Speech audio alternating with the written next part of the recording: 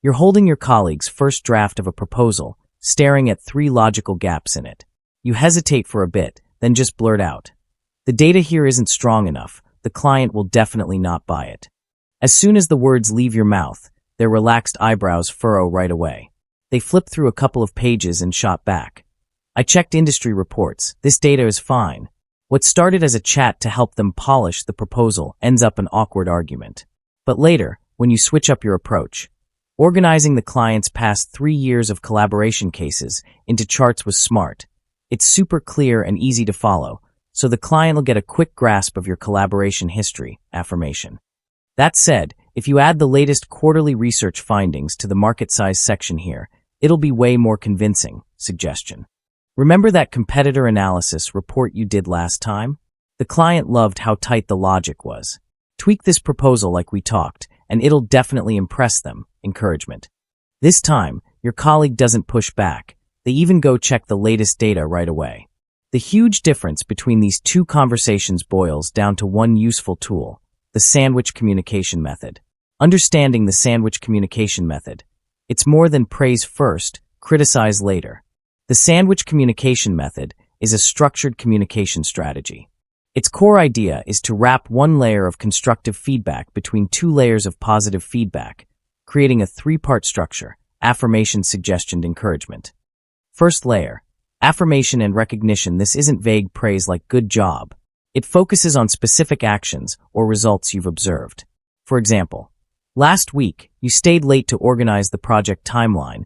You marked the person in charge for every milestone clearly, and it saved the team so much communication time. Second layer, constructive suggestions. Ground your feedback in objective facts. Instead of saying, "You messed this up," frame it as, "If you add user interview findings here, it'll make your argument more solid," and always offer an actionable direction. Third layer, encouragement and support. Tie this to their strengths or past wins to show trust. For example, "You've always had a great eye for user needs." Tweaking this will make the proposal even more aligned with what the user expects. A lot of people write this off as a cheesy trick, but it's actually a communication logic built around human nature. When you point out a problem directly, the other person's brain instinctively kicks into self-defense mode. They'll argue or make excuses to protect their self-image. But the specific affirmation you lead with acts like an emotional buffer, lowering their resistance. When they feel respected and seen, they're more willing to look at your suggestions rationally, shifting from fighting back to willing to listen and adjust. The psychology behind it. Why does this method work? 1. Cognitive dissonance theory. Reduce their mental conflict. American psychologist Leon Festinger's cognitive dissonance theory explains that when someone holds 2 conflicting beliefs at the same time, they feel psychological discomfort, and will try to fix that discomfort by changing their beliefs or actions. For example, if you give feedback to a programmer on your team and say directly, "This code you wrote has too much redundancy, it's slowing down the system," they'll get stuck in a conflict. "I think my code is fine" versus, "You're saying my code is bad." To ease that discomfort, they'll probably fire back, "I wrote it this way to make future maintenance easier."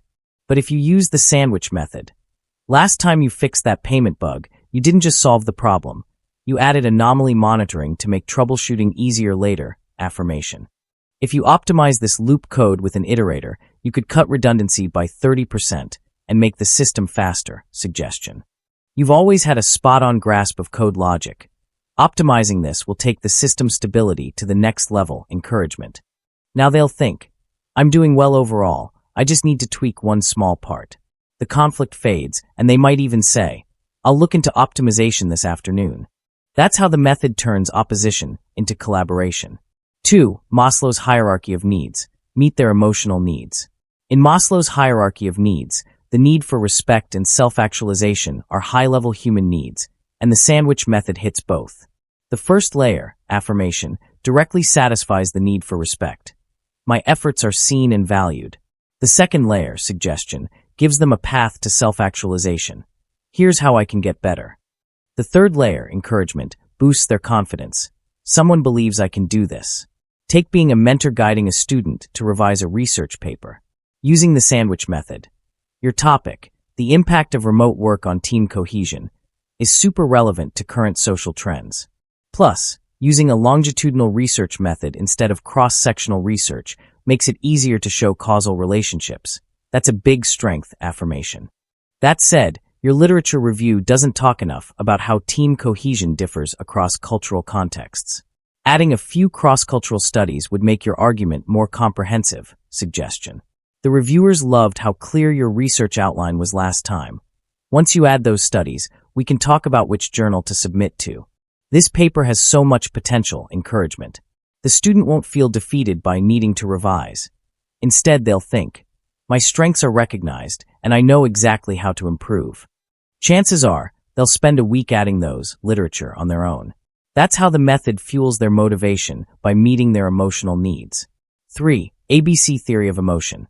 Shift how they see feedback. The ABC theory of emotion says an event, A, doesn't directly trigger an emotion, C. The belief, B, between them is what matters. When someone gets feedback, if they think, this is criticism, B1, they'll feel defensive or anxious, C1. If they think, this is help to get better, B2, they'll feel positive and receptive, C2. The sandwich method adjusts how you frame your message to shift their belief from B1 to B2.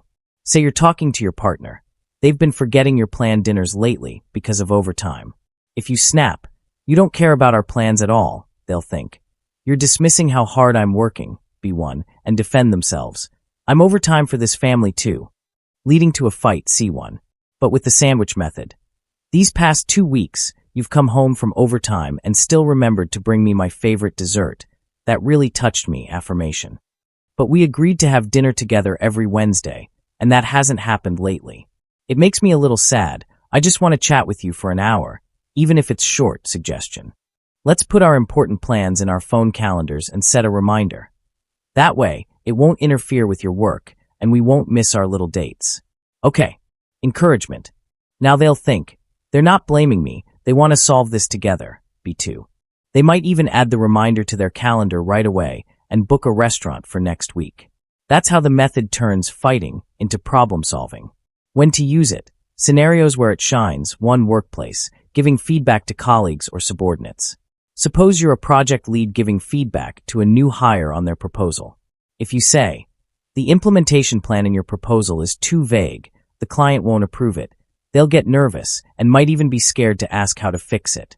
But with the sandwich method, you broke down the client's core needs into 3 modules. The logic is really clear, and it shows you put in the work to study the requirements document, affirmation. The thing is, the timeline and deliverables for each phase in the implementation plan aren't clearly stated. The client might worry about progress. Let's go through it together.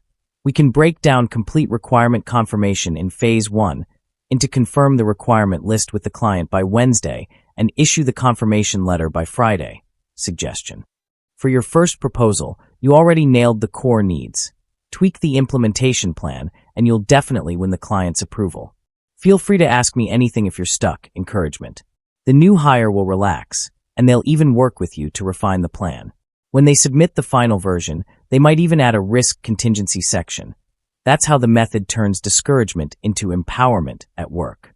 2. Education. Guiding students or juniors. If you're a high school teacher and a student shows you their speech draft for feedback, saying directly, the ending of your speech is too rushed, the audience won't remember the key points, might make them think, I'm bad at this, and lose confidence. But use the sandwich method. That example about campus volunteers in your speech is so relatable.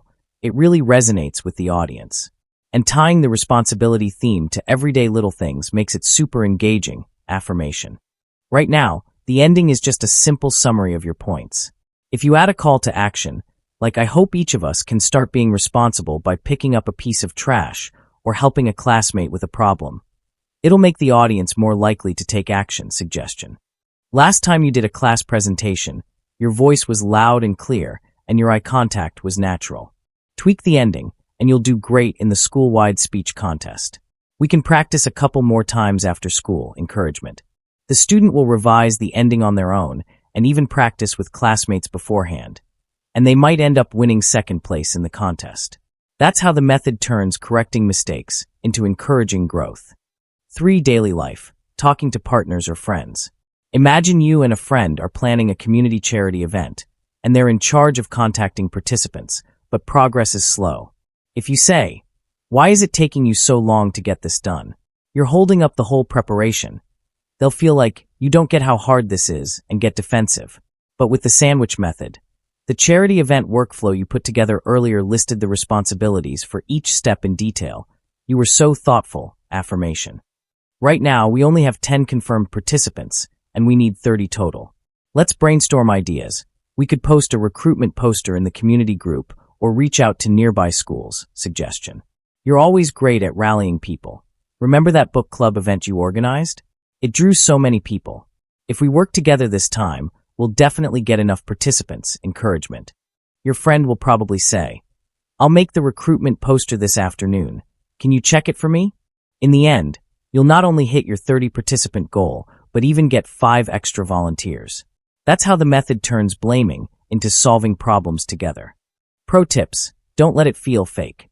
The biggest mistake people make with this method is going through the motions, which makes the other person feel like you're just being fake polite. For example, affirmation: "You did okay." Suggestion: "Maybe fix this part." Encouragement: "Keep it up. This won't just fail, it'll annoy them." To avoid that, remember 3 rules. 1. Affirmations must be specific. Instead of "good proposal," say the user persona section in your proposal is spot on.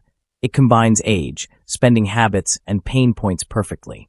2. Suggestions must be actionable. Instead of "improve your communication," say next time you talk to the client, take 2 minutes first to repeat their needs back to them. Make sure you get it right before moving on. 3. Encouragement must be connected. Instead of "you've got this," say last time you adjusted your communication style, you boosted the client sign-up rate by 20%. Follow this suggestion, and you'll do even better. Only sincere, specific words will make the method work. The core of communication. See the person. The sandwich communication method might seem like a technique, but at its heart, it's about recognizing the other person's value and respecting their feelings. When you communicate this way, you're not manipulating them, you're sending a message. "I notice your efforts, I believe in your abilities, and I want to grow better with you." In our fast-paced lives, we often rush to get our point across, but forget the core of communication, the person. More than how you say it, what matters most is making the other person feel respected and understood. The sandwich communication method helps you share your opinions without hurting others, turning communication into a bridge that connects you, not a barrier that divides you.